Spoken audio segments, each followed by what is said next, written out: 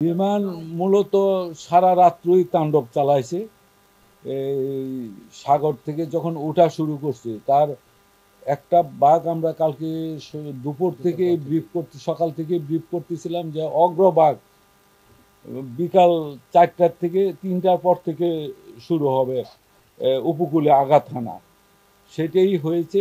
সেই সময় থেকে শুরু করে মধ্যরাতের মধ্যে তার কেন্দ্র উঠে গেছে।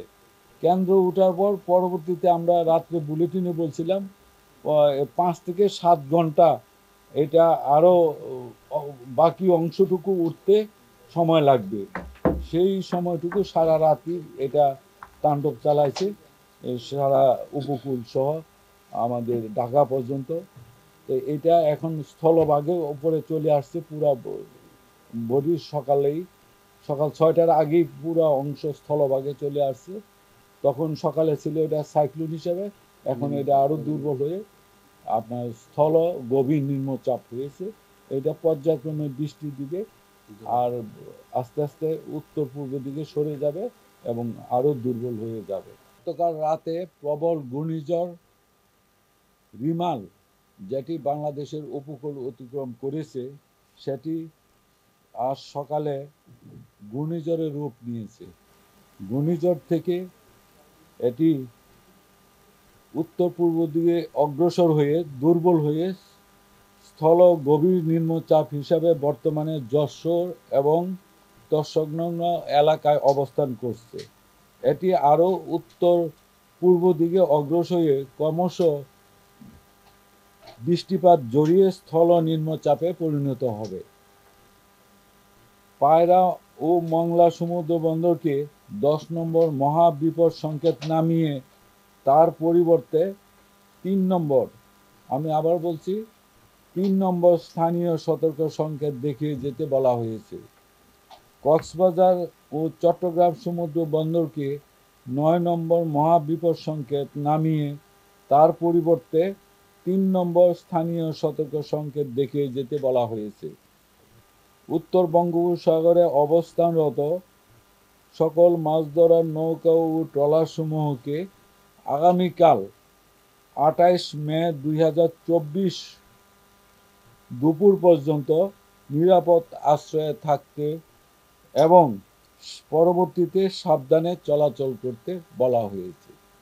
এই ছিল আমাদের ঘূর্ণিঝড় রিমাল নিয়ে যে আবহাওয়ার বিশেষ বিজ্ঞপ্তি 19, এটি সর্বশেষ অবস্থা।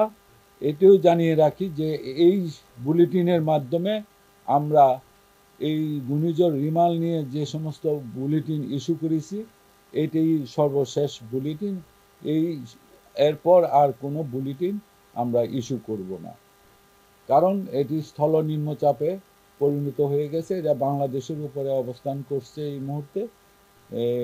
পরবর্তীতে এটা আরও দুর্বল হয়ে বৃষ্টি দিয়ে উত্তর পূর্ব দিকে অগ্রসর হয়ে আগামীকাল নাগাদ এটা হয়তো বাংলাদেশ থেকে এটা আরও উত্তর পূর্ব দিকে আসামের দিকে চলে যাবে এভাবে। ফলে এটাই প্রভাবে আজকে ঢাকায় যে গুড়ি গুড়ি বৃষ্টি হচ্ছে, আবার একটু ভারী বৃষ্টি হচ্ছে, এরকম দমকা বাতাস হচ্ছে, এরকম সারা দেশই দেখা যাবে যে এই ধরনের বৃষ্টিপাত হবে। এই বৃষ্টিপাত জড়িয়ে এটা ক্রমান্বয়ে আরও দুর্বল হবে এবং এক পর্যায়ে এটা গুরুত্বহীন হয়ে পড়বে, আমাদের দেশ থেকে আউট হয়ে গিয়ে। বৃষ্টির প্রভাব এটা আজকেই বেশি থাকবে, কালকে আরো একটু কমে আসবে, পরশু দিন থেকে হয়তো দেখবেন যে রৌদ্র উঠে গেছে। কালকেও কোনো কোনো জায়গায় বিকাল থেকে দেখা যাবে যে আবহাওয়া একদম মোটামুটি এখন সময় গড়াবে আর আস্তে আস্তে দুর্বল হয়ে যাবে। আমরা বলেছিলাম যে এই প্রবল ঘূর্ণিঝড় 90 থেকে 120 কিলোমিটার পর্যন্ত জোড়ো হাওয়া হয়ে যেতে পারে, সেই সাথে জোয়ার হতে পারে, তার বাড়ি বৃষ্টিপাত হতে পারে। এই সমস্ত কথাগুলি বুলেটিনে আপনাদেরকে আমরা অবহিত করেছিলাম। তাই আমরা যে উইন্ড গত রাতে এবং আজ সকাল পর্যন্ত যে সমস্ত কেন্দ্রে আমাদের রেকর্ড করা হয়েছে, তার উল্লেখযোগ্য কয়েকটা আমি পড়ে শোনাচ্ছি। খেপুপাড়াতে আমরা গতকাল রাত 1:30 111 কিলোমিটার পার আওয়ার বাতাসের গতি রেকর্ড করেছি। এটা গত রাতে 11 কিলোমিটার পার আওয়ার। তারপরে আরেকটা সময়ে আমরা রেকর্ড করেছি, সেটা 11:30টায় রাতে 91 কিলোমিটার পার আওয়ার খেপুপাড়াতেই। তারপরে রাত 8:30টায় 65 কিলোমিটার পার আওয়ার। রাত 7:30টায়, সন্ধ্যা 7:30টায় 61 কিলোমিটার পার আওয়ার। আর বিকাল 4টা 54 কিলোমিটার পার আওয়ার। এটা ছিল খেপুপাড়ার উইন্ড স্পিড। তারপরে পটুয়াখালীতেও আমরা পেয়েছি 1:30টার সময়, একই সময় যেটা খেপুপাড়াতে হয়েছে 111, পটুয়াখালীতে 111 কিলোমিটার পার আওয়ার। আরেকটা সময় 11:30টায় আমরা পেয়েছি 102 kilometre per hour wind speed. আর রাত 2:30টায় পেয়েছি 89 kilometre per hour wind speed. আর রাত 3টায় পেয়েছি 58 kilometre per hour wind speed. সাতক্ষীরাতে পেয়েছি 70 11:30টায়, 78 পেয়েছি রাত 3টায় কিলোমিটার পার আওয়ার। আমি সংখ্যা যাই বলবো, এটা কিলোমিটার পার আওয়ার হবে উইন্ড স্পিড। মংলাতে পেয়েছি 80 12:30টায়, আরেকবার পেয়েছি 63 রাত 9:30টায়, 70 পেয়েছি 11:15টায়। আর কয়রাতে আমরা পেয়েছি 83 kilometre per hour wind speed রাত 11:00টায়। খুলনাতে পেয়েছি আমরা 46 কিলোমিটার পার আওয়ার রাত 11:30টায়। আর 72 কিলোমিটার আমরা পেয়েছি রাত 4টায় খুলনায়। আর ঢাকাতে আমরা দুইবার দুইটা উইন্ড স্পিড পেয়েছি। একটা হলো আপনার 69 কিলোমিটার 6টা 20 সকালবেলায়।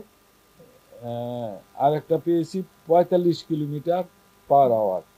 আর চাঁদপুরে পেয়েছি 65। আর পতেঙ্গা চট্টগ্রাম, সেখানে আমরা পেয়েছি 74 কিলোমিটার পার আওয়ার।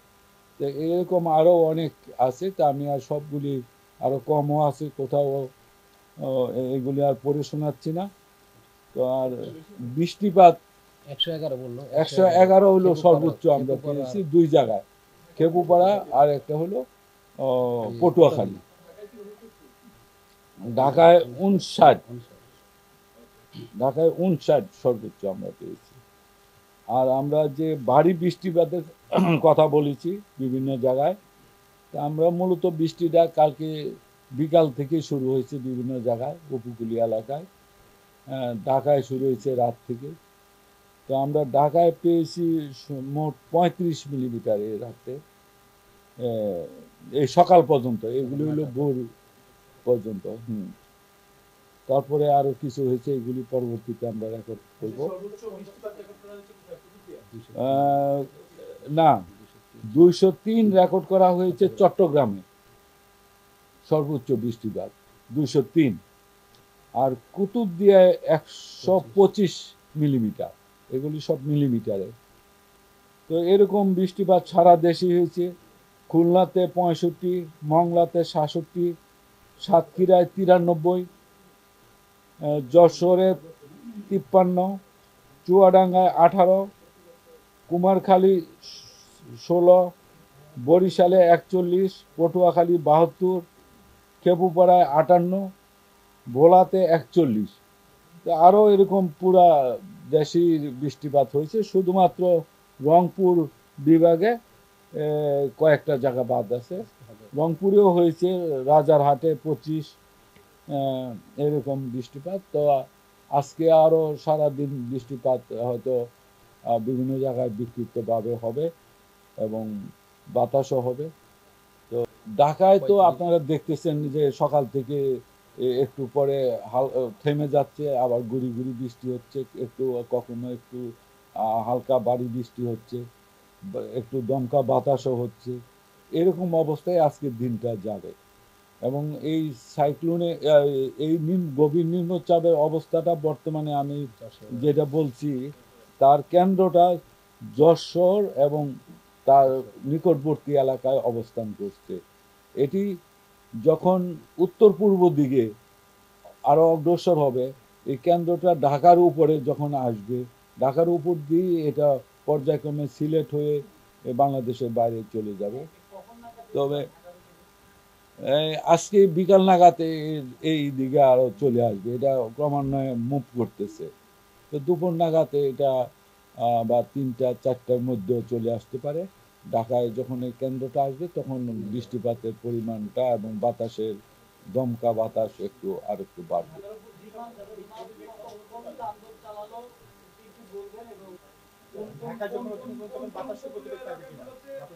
এখনই এটার প্রভাব যশোরে থাকলেও ঢাকার উপরে তার অংশ আছে, কিন্তু কেন্দ্রটা যখন আবার এই দিকে অগ্রসর হবে আর একটু বাড়বে বাতাসের গতি, হয়তো এখন এই 20, 30, 40 এর মধ্যে সীমাবদ্ধ থাকবে। এখন আর বৃদ্ধি পাওয়ার কোনো সুযোগ নেই, যেহেতু এখন আর এনার্জি সে গেইন করার কোনো সোর্স নাই তার, এখন শুধু সে দুর্বলই হবে।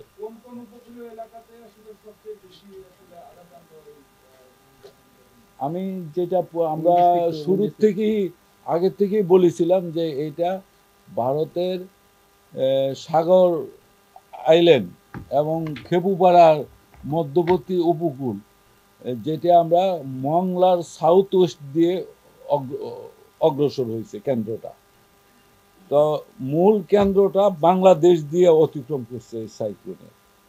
যেহেতু এই দিক দিয়া মানে অতিক্রম করেছে, আমি যে উইন্ড স্পিড যেটা আপনাদেরকে পড়ে শোনালাম, হ্যাঁ, পটুয়াখালী খেপুপাড়া এই জায়গায় 111 kilometre per hour wind speed আমরা রেকর্ড করেছি।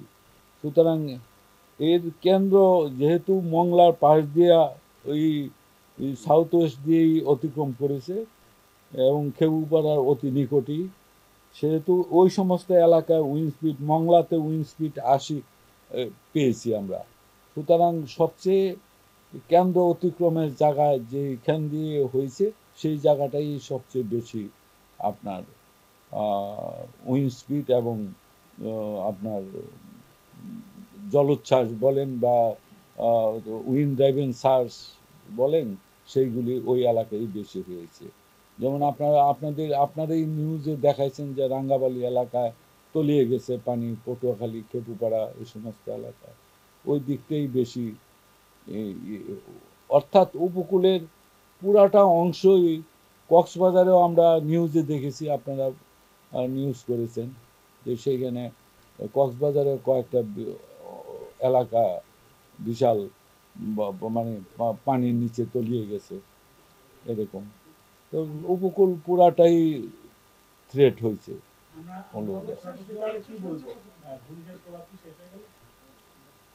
ঘূর্ণিঝড়ের প্রভাব তো আমি ঘূর্ণিঝড় বলি নাই এই মুহূর্তে, স্থল নিম্নচাপ। ঘূর্ণিঝড় শেষ হয়ে এটা এখন স্থল নিম্নচাপে বাংলাদেশের উপরে অবস্থান করছে।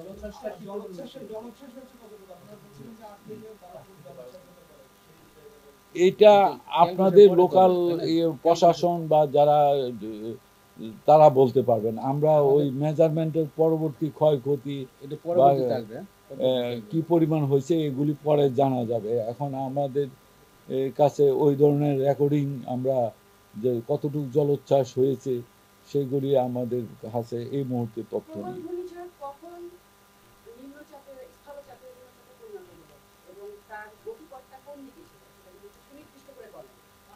উত্তর পূর্ব দিকে স্থল নিম্নচাপটি উত্তর পূর্ব দিকে অগ্রসর হয়েছে এবং এটা আজ সকাল 9টায় ঘূর্ণিঝড় থেকে দুর্বল হয়ে গভীর স্থল নিম্নচাপে পরিণত হয়েছে আজ সকাল 9টায়। একেবারে ঘূর্ণিঝড়টি রিমাল যেই পথ দিয়ে যাওয়ার আমরা ফোরকাস্ট করেছি ঠিক সেই পথ দিয়ে উঠেছে।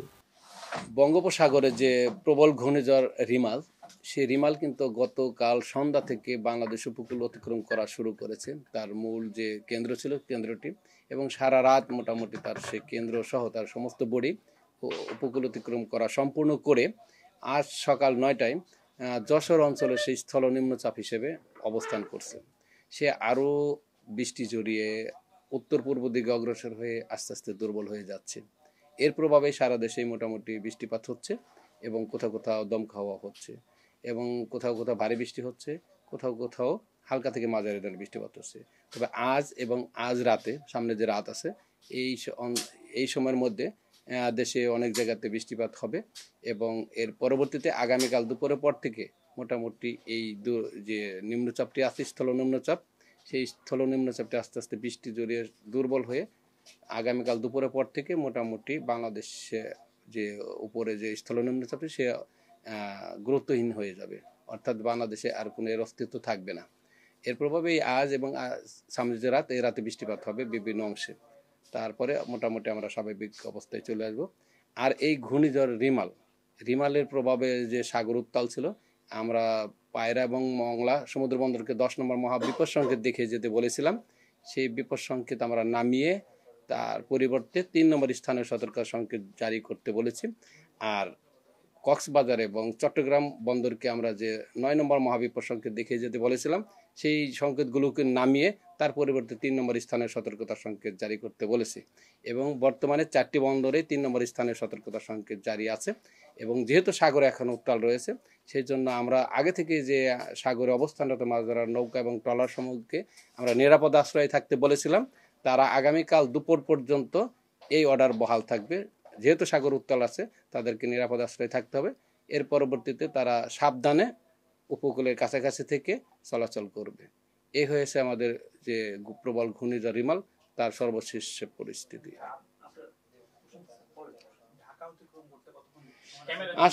আসলে সে কিন্তু এখন আমরা বলছি সকাল 9টায় যশোর অঞ্চল এবং তাই ওইসব অঞ্চল স্থল নিম্নচাপ হিসেবে আছে। সে আস্তে আস্তে কিন্তু উত্তর পূর্ব দিকে অগ্রসর হচ্ছে। এখন কিন্তু যত উত্তর পূর্ব দিকে অগ্রসর হচ্ছে, কিন্তু সে আস্তে আস্তে দুর্বল হয়ে যাচ্ছে, শক্তিশালী নিয়ে আর আসছে না আর কি। দুর্বল হচ্ছে, বৃষ্টি হচ্ছে এবং আস্তে আস্তে দুর্বল। তবে ঢাকার উত্তর অঞ্চল দিয়ে, ময়মনসিংহ সিলেট অঞ্চল দিয়ে সে আস্তে আস্তে পাশ হয়ে চলে যাবে, বাংলাদেশ অঞ্চল পাশ হয়ে চলে যাবে এবং আস্তে আস্তে আরও দুর্বল হয়ে যাবে। তবে হয়তো দুপুরের পরে ঢাকার উত্তর অঞ্চল দিয়ে সে ময়মনসিংহ অঞ্চল দিয়ে উত্তর পূর্ব দিকে অগ্রসর হয়ে চলে যাবে এবং গুরুত্বহীন হয়ে যাবে আর কি, তার কোনো অস্তিত্ব আর থাকবে না। হ্যাঁ, সর্বোচ্চ যে আমরা আমাদের যে রেকর্ড যে গতিবেগ, তার গতিবেগ কত ছিল, বাতাসের গতিবেগ ছিল, আমরা এখন পর্যন্ত আমাদের যে রেকর্ড আমরা পেয়েছি 111 কিলোমিটার প্রতি ঘন্টায় খেপুপাড়া এবং আমরা ওই পটুয়াখালীতে পেয়েছি। এবং সর্বোচ্চ বৃষ্টিপাত সকাল 9টা পর্যন্ত আমরা পেয়েছি। চট্টগ্রামে আমরা 203 মিলিমিটার বৃষ্টিপাত রেকর্ড করেছি। হ্যাঁ, জলোচ্ছ্বাসের রেকর্ড আসলে আমরা তো ওইভাবে করি না, আমাদের ওইগুলো পরবর্তীতে আমাদের পর্যবেক্ষণ করে দেখতে হবে কত পর্যন্ত জলোচ্ছ্বাস হয়েছিল ওগুলো।